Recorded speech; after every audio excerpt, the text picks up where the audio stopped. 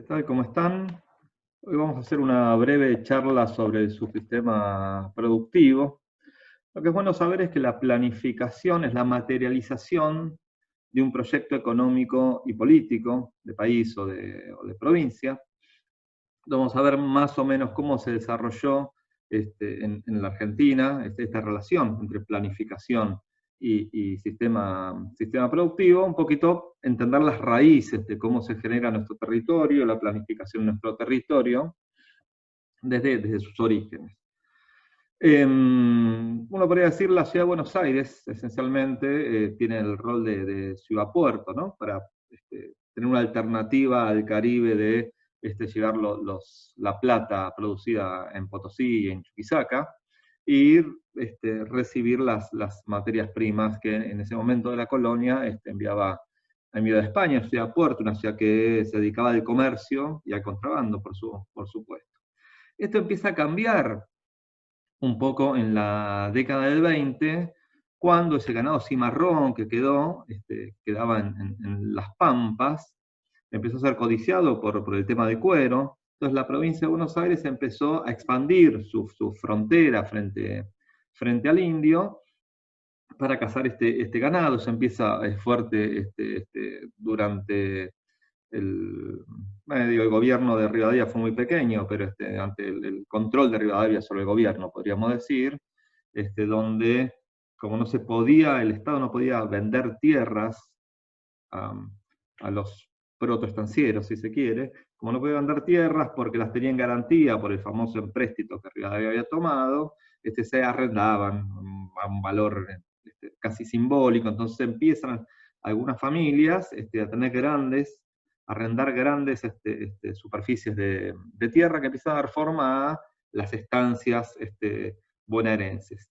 Esta expansión, este modelo que vira del modelo comercial que tenía Buenos Aires, el modelo ganadero, se fortalece también en la época de Rosas, donde hay una expansión nuevamente sobre el territorio bonaerense, no tan sangriento, digamos, tal vez como el que había aplicado Rivadavia, con negociación con los pueblos originarios, pero también, digo, cierto grado de militarización sobre eso.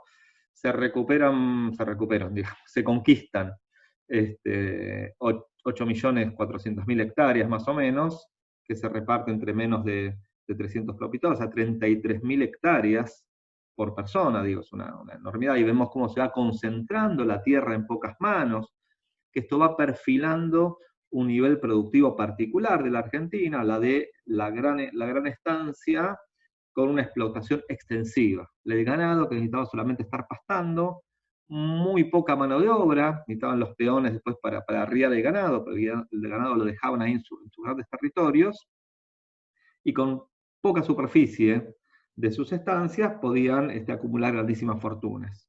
Ahí vemos la consolidación de este modelo estanciero, este modelo ganadero, con las familias rosistas que eran que después fue la oligarquía nacional.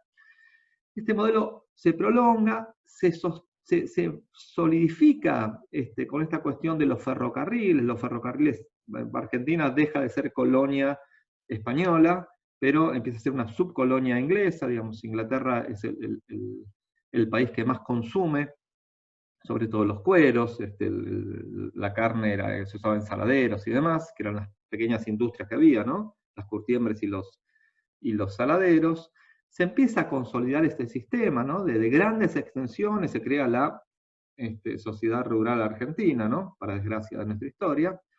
Pero cuando realmente se expande fuertemente, este modelo es a partir de la llamada conquista del desierto. O sea, se toma, el Estado argentino toma una superficie de 41 millones de hectáreas, y por ejemplo, entre los más beneficiados fue Martínez Dios, el presidente de la sociedad rural, con nada más ni nada menos que 2,5 millones de hectáreas. Bueno, esto plantea un modelo productivo donde son tan grandes las extensiones de tierras que con muy poca explotación de esas estancias alcanza para acumular mucha fortuna. Entonces el sistema territorial basado en esto, las provincias por ahí otras provincias tenían otro perfil, pero decimos la Pampa húmeda y la Patagonia, empieza a tomar este perfil de grandes concentraciones para pocas familias. Los soldados que fueron a hacer la campaña del Desierto con Roca recibían 30 hectáreas, digamos, no les servía esa unidad productiva en la Patagonia, con lo cual la abandonaron. Los que quedaron fueron estos grandes terratenientes que habían sido financieros de esta campaña al desierto. De un modelo muy particular que no genera producción industrial. A diferencia de Estados Unidos, cuya expansión territorial se daban los famosos farmers de 30 hectáreas, que necesitaban un trabajo intensivo, y para ese trabajo intensivo necesitaban tecnificarse, y esa tecnificación se la daba a la industria. Entonces era una relación muy interesante entre campo e industria permanente. Acá no pasaba. Acá esa división de la tierra tan extensa hacía que sea inalcanzable llegar a una necesidad de tecnificarse, porque la cuestión ganadera e incluso dedicada a los granos y demás, no necesitaba la tecnificación por la gran extensión que tenía. Necesitaban poca gente, mal paga en definitiva, que trabajar y nada más. A diferencia del modelo norteamericano, que a la vez ese modelo norteamericano, tal vez son situaciones comparables un poquito de los pelos, son países distintos, diferencias territoriales, bioceánico uno, al sur otro, digamos, bastante particular, pero hubo cierto paralelismo en cierto momento de la historia. Por esos años, en los perfiles, lo que pasa que en Estados Unidos la guerra de secesión la ganan el norte industrialista, ¿no? Frente al sur más agropecuario y liberal, el norte proteccionista, ¿no? De protección de la industria y de generación de un mercado interno fuerte. Es absolutamente distinta a lo que pasó en Argentina, porque estas familias, al tener como comprador a Inglaterra esencialmente, y no vender para el consumo interno, no necesitaban una clase trabajadora que sea consumidora, con lo cual no hacía falta esto, a diferencia de Estados Unidos, que trabajó mucho el mercado interno. Son como las dos grandes diferencias, el modelo que le gustaba a Sarmiento, ¿no? El modelo ese de los pequeños farmers, son clásicas las peleas de Sarmiento por cambiar este modelo productivo, ¿no? Y este modelo productivo genera esa cuestión radiocéntrica de Buenos Aires, porque el único objetivo de nuestra economía era llevar esos productos del interior hacia básicamente Inglaterra. Por eso los ferrocarriles tienen esta forma. Tal vez si hubiese tenido otro modelo productivo, tal vez hubiera sido otra organización territorial, pero tenemos esa cuestión que nos marca fuertemente. También esto marca fuertemente la imposibilidad de desarrollar grandes ciudades al interior. Si uno tiene un territorio con grandes estancias y poca población, es muy difícil que se generen pueblos o ciudades con mucho impulso. Entonces, este modelo económico agroexportador determinó nuestra forma, nuestra matriz física. Esto se mantiene. Hay otra cuestión también casi de decisión política sobre fines del siglo XIX, que es atraer inmigración europea, básicamente europeos del norte, y no como vino nuestros parientes europeos del sur, ¿no? O sea, acá la razón está al norte de los Pirineos, nos vinieron nuestros abuelos del sur de los Pirineos. Esto genera no un impacto en la forma de producción, sino hay unas incipientes fábricas ubicadas esencialmente sobre el Riachuelo y en el sur, motivadas por los cambios tecnológicos. No nos olvidemos que después de la primera revolución industrial con la máquina a vapor, surge la segunda revolución industrial, que es la electricidad y el motor a explosión. No con la importancia del petróleo, que antes servía solo para iluminar, acá empezamos a tener fuerza motriz a partir del petróleo. O sea, hay un cambio absoluto. Hay una pequeña industrialización muy pequeña. Estas clases migrantes que vienen con la promesa de tener tierras para labrar y demás, bueno, por supuesto no ven cumplidas sus satisfacciones. Sarmiento intenta, con esta cuestión de renovar la sangre de nuestro país, generar algunas colonias en Chivilcoy y en otra localidad también, de farmers, digamos, de pequeñas producciones al modelo norteamericano. Esto no funciona, sigue funcionando el tema de de los grandes latifundios, ¿no? Son los que tenían el poder además, hay un fortalecimiento muy grande del Estado, porque estas clases oligárquicas eran las que manejaban básicamente el Estado incluso le quita poder a la Iglesia, el Estado estaba al servicio de estas grandes oligarquías, digamos. Por ejemplo, el ejército mantenía este status quo. Lo vemos después, cuando empieza una pequeña industrialización, en cualquier revuelta obrera, el Estado salía a reprimir, con muertes, cientos de muertes en algunos casos, y hasta 1500 fusilamientos, cuando los peones protestaban en el sur en las estancias inglesas. Entonces hay un Estado muy fuerte que desarrolla infraestructuras básicamente en pos de este modelo exportador. Uno ve que los 2 puertos de la ciudad de Buenos Aires se hicieron en un lapso de 20 años, creo, básicamente. Generar 2 puertos en tan poco tiempo es bastante fuerte como modelo, ¿no? Y el desarrollo de los ferrocarriles también es gigantesco. Este modelo radiocéntrico, con un puerto fuerte, con poca ocupación de mano de obra, con obreros mal pagos y muy poco desarrollo industrial, se mantiene hasta la década del 30, con el crack del 29. Ahí empezamos a ver que quiebra el capitalismo, básicamente, como uno puede decir. Es la lectura, quiebra el sistema capitalista, y Inglaterra deja de comprarle a Argentina, le compra a sus verdaderas colonias, no a sus subcolonias como éramos nosotros, le compra sus colonias, y Argentina se encuentra que no tiene capital para comprar los insumos, esas manufacturas que veníamos comprando, que traía terribles problemas de balance comercial. En realidad era un problema exportar cueros e importar botas, como decía que no había que hacer Belgrano en 1786, ¿no? Ya no era nada nuevo, y no sigue siendo todavía. Es una discusión que casi nos saldamos, ¿no? Esto trajo grandes problemas de default, grandes problemas de deuda, grandes problemas económicos que por lo general no se conocen, pero sí grandes problemas serios problemas para la Argentina.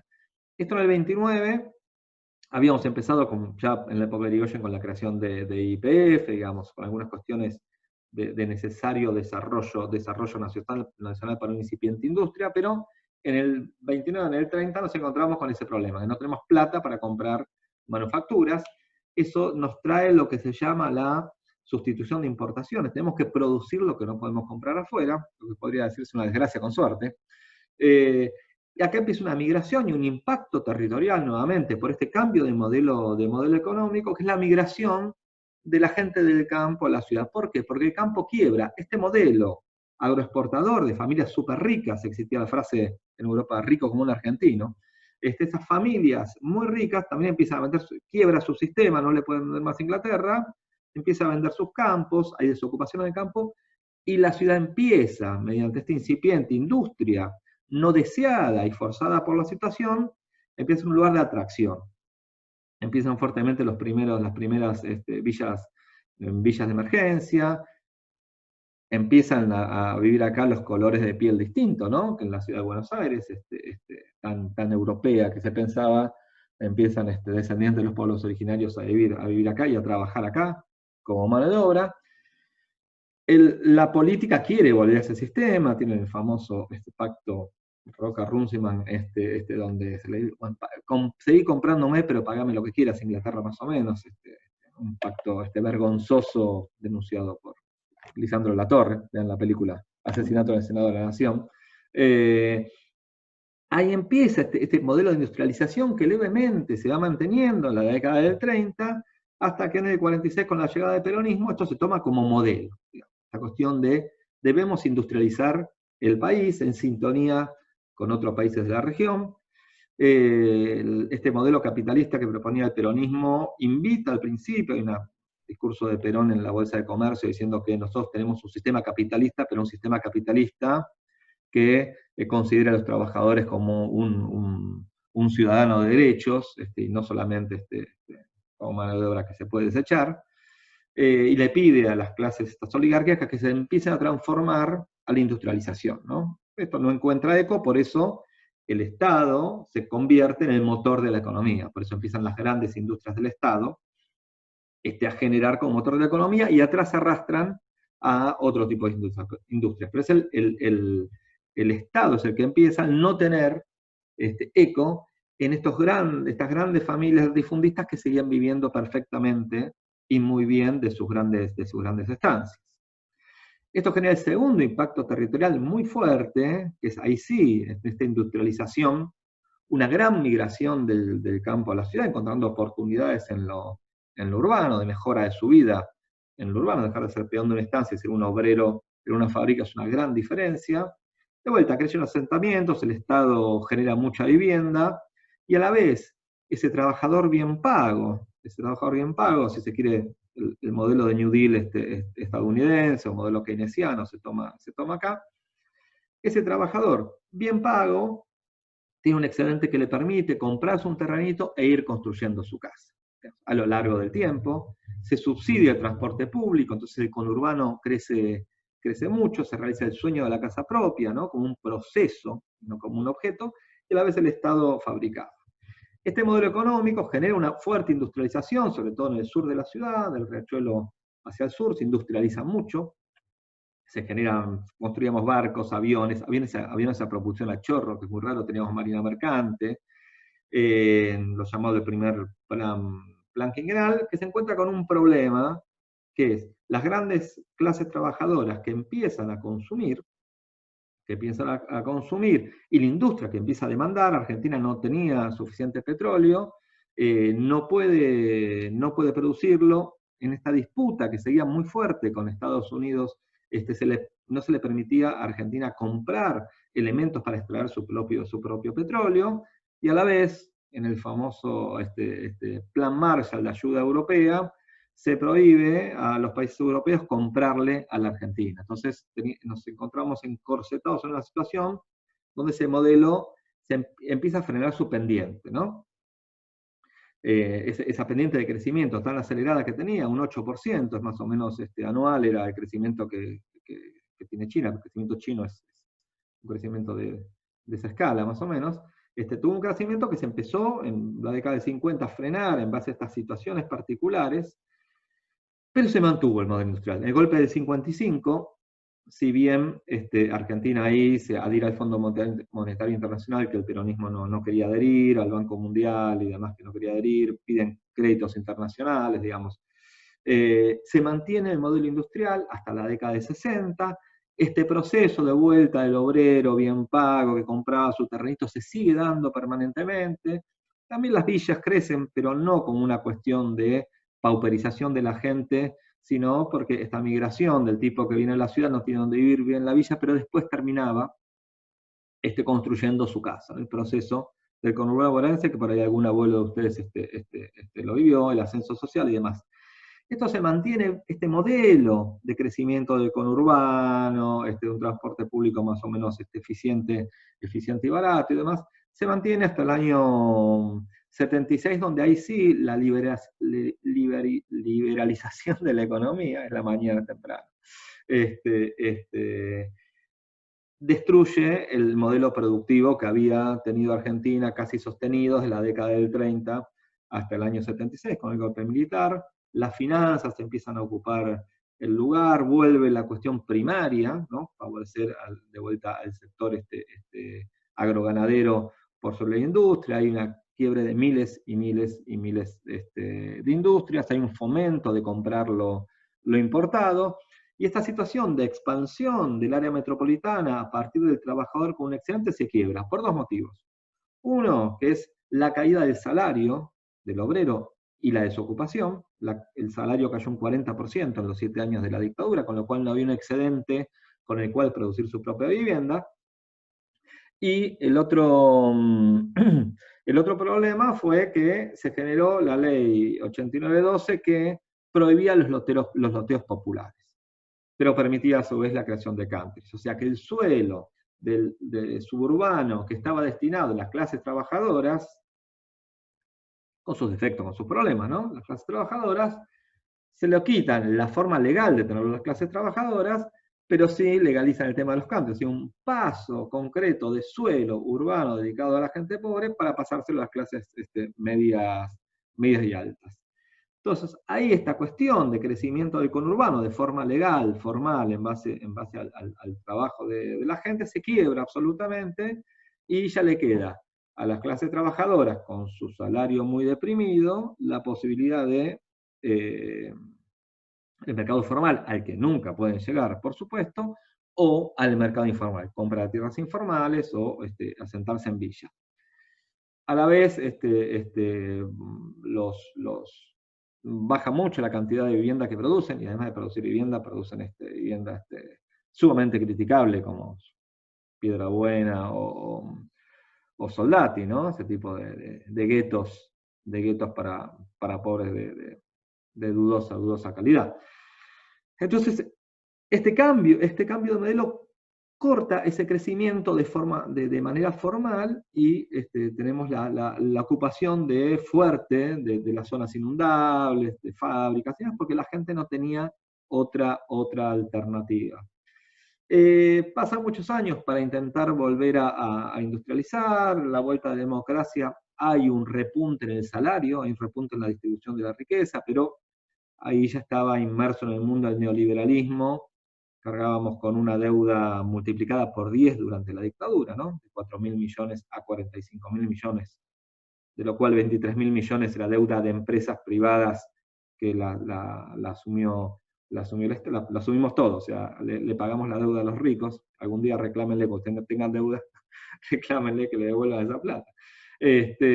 Pero se multiplicó por esa deuda, es bastante complejo, no se pudo repuntar en ese momento, por razones que daría para una charla entera, pero después la vuelta del neoliberalismo con Menem vuelve a deteriorar fuertemente la industria, vuelve a favorecer el tema importado, vuelve a favorecerse lo primario, ¿no? Esta cuestión que denunciaba Belgrano hacía ya 200 años en ese momento.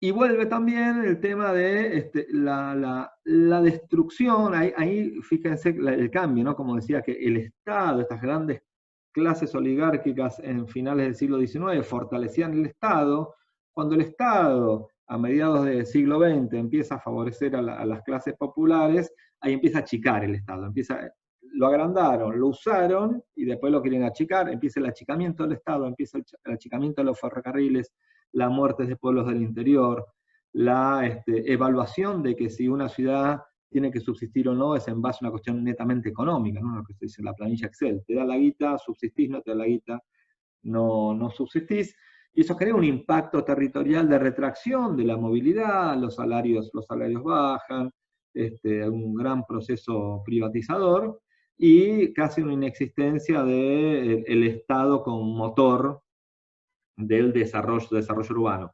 Se cede la potestad del desarrollo urbano, de la planificación, a los emprendimientos privados y al proyecto urbano. Entonces el desarrollo empieza a ser en base, esencialmente, la terrible expansión que se da en los 90 de los barrios cerrados, ¿no?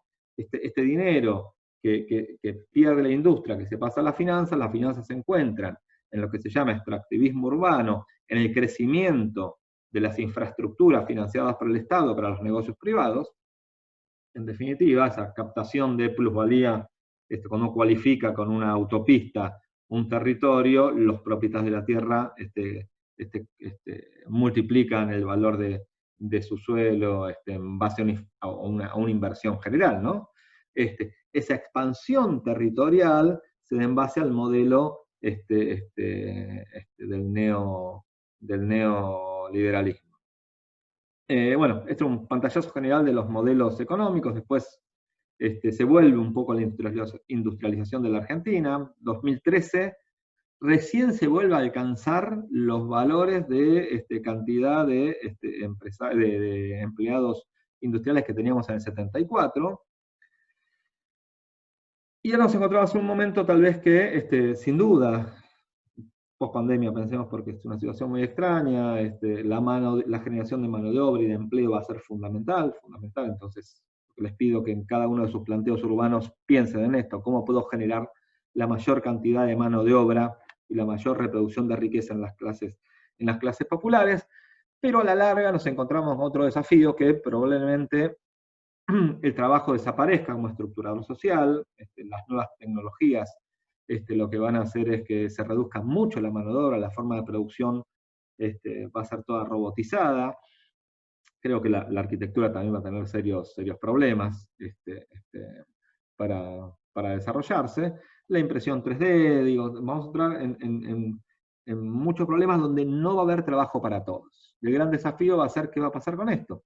Los más optimistas dicen qué suerte, vamos a tener mucha suerte, vamos a tener mucho tiempo libre para disfrutar de nuestra vida y de nuestras familias. Los que somos un poco más pesimistas, vamos a suponer que va a haber una más profunda todavía concentración de riqueza. Piensen que 60 personas, cuenten 60 personas que entran tal vez en un cumpleaños de ustedes, son los dueños de la mitad de la riqueza del mundo, ¿no? Bueno, probablemente vayamos hacia una concentración mayor de la economía y con clases muy pauperizadas. En realidad, sepa que hay un acontecimiento particular que es la crisis del petróleo del 70, que quiebra con ese modelo de producción keynesiano, y la falta de recursos de las clases trabajadoras es reemplazada por los créditos, por las tarjetas de créditos y demás. O sea, hay formas siempre de sacarnos la plata. Pero bueno, evaluar siempre a futuro qué va a pasar con esto, ingreso básico universal y demás, hay un montón de alternativas, intentar que esas grandes concentraciones de dinero paguen mucho impuesto para poder distribuirlo entre los que no tengamos trabajo, pero bueno, eso probablemente sea un futuro que va a llegar dentro de algunas décadas, pero creo que ahora nuestro desafío como problema local, problema latinoamericano y argentino es generar en los proyectos que llevemos adelante la mayor cantidad de mano de obra posible. Bueno, nos veremos en el próximo video.